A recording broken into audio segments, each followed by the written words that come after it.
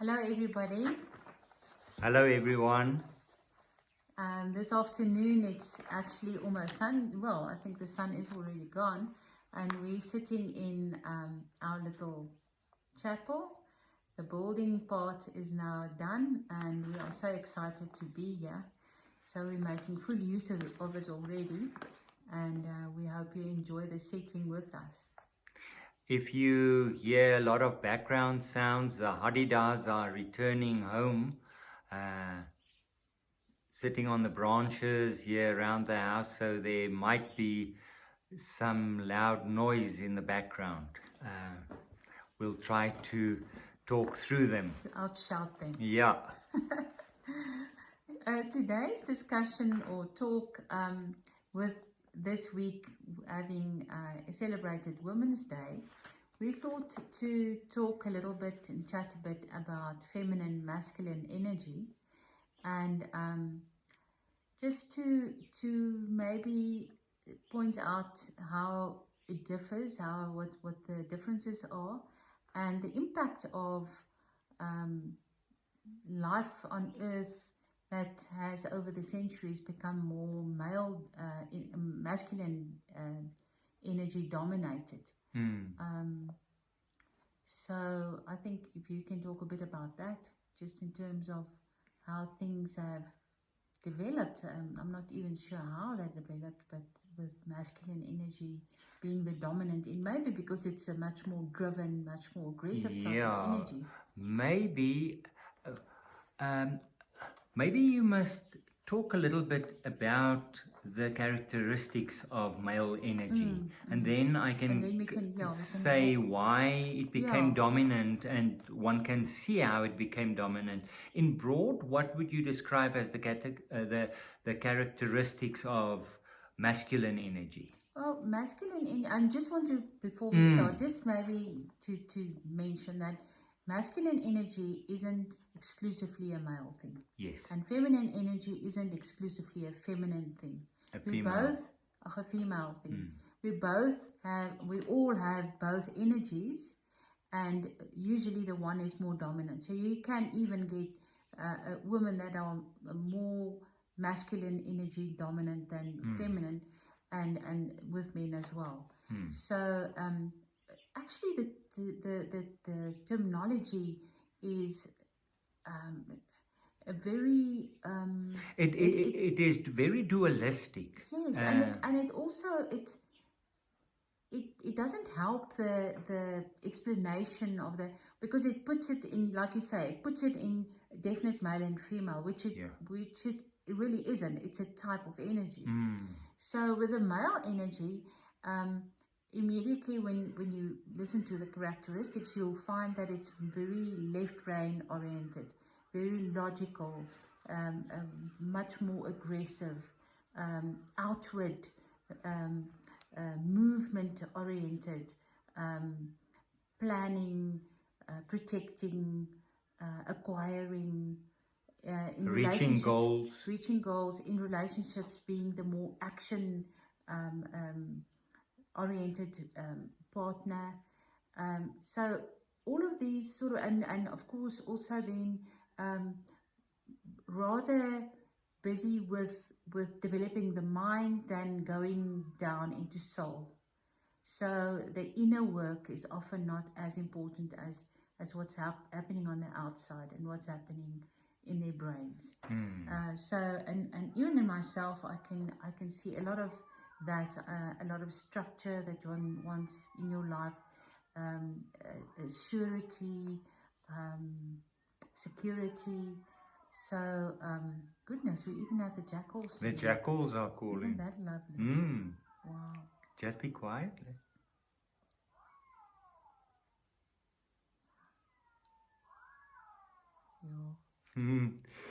I don't think the farmers are happy. Yeah.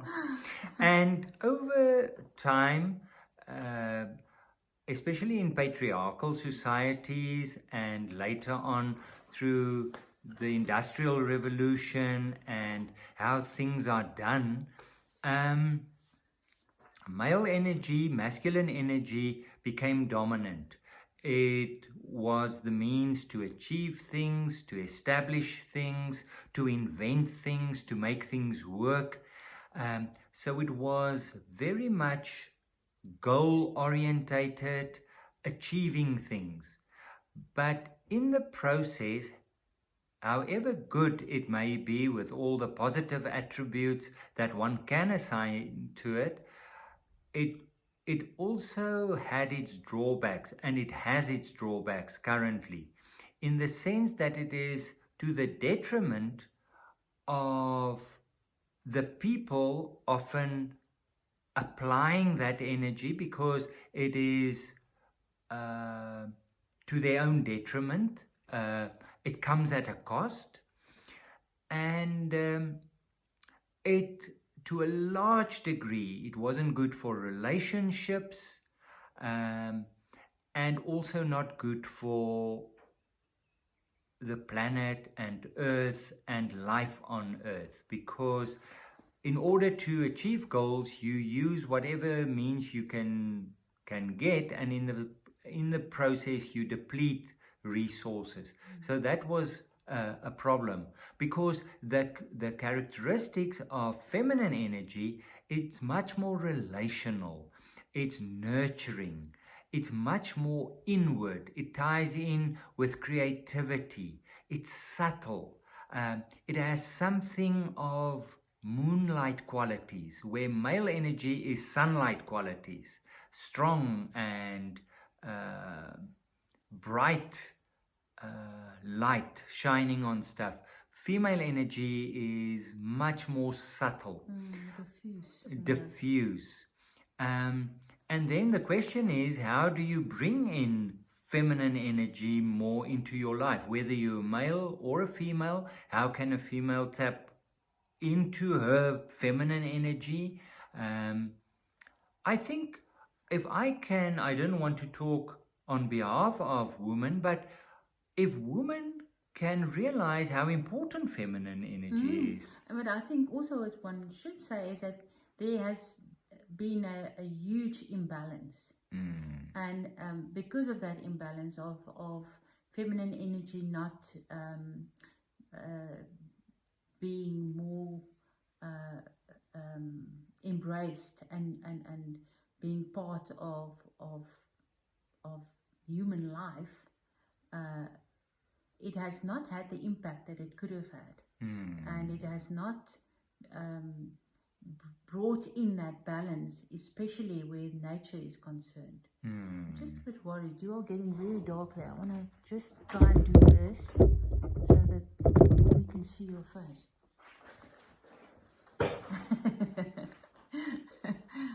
I think that's okay, right? Yeah. So, yeah, so and in terms of bringing in the feminine, it immediately becomes the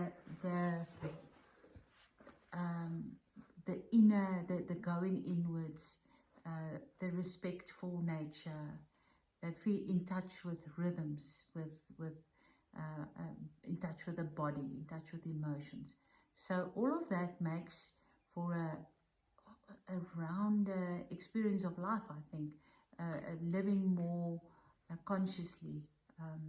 And that's what the current situation is asking for, because with that lacking,